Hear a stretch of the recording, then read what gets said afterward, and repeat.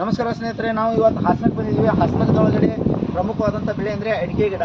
ಈ ಅಡಿಕೆ ಗಿಡ ಹಚ್ಚಿದ್ವಿ ಅಂದ್ರೆ 5 ವರ್ಷದ ನಂತರ 6 ತಿಂಗಳ ಮಟನೂ ಪೀಕ್ ನಮ್ಗೆ ಬರ್ಲಿಕ್ಕೆ ಸ್ಟಾರ್ಟ್ ಆಗ್ತದೆ. 6 ತಿಂಗಳು ಪೀಕ್ ಬರ್ತದೆ. ಮತ್ತು ಅದೇ ರೀತಿ ಈ ಅಡಿಕೆ ಗಿಡ ಹಚ್ಚಬೇಕಾದ್ರೆ 5 ಲಕ್ಷ ರೂಪಾಯಿ ಖರ್ಚಾಗ್ತದೆ. 5 ಲಕ್ಷ ಖರ್ಚಾದ್ಮೇಲೆ ಇದರಿಂದ ಬರ್ತಕ್ಕಂಥ ಆದಾಯ 25ರಿಂದ 30 ಲಕ್ಷ ರೂಪಾಯಿ ಮಟ ಆದಾಯ ಬರ್ತದೆ. ಮತ್ತು ಅದೇ ರೀತಿ ಇದು ವೇಸ್ಟ್ ಇರ್ತದಲ್ಲ ಗರಿ, ಇದರಿಂದ paper plate, paper balls ready ಆಗ್ತವೆ ಊಟಕ್ಕಾಗಿ. ಮತ್ತು ಅದೇ ರೀತಿ ಇದನ್ನು ವಾರಕ್ಕೊಂದ್ಸಲ ನಾವು ಎಡೆ ಹೊಡಿಬೇಕು.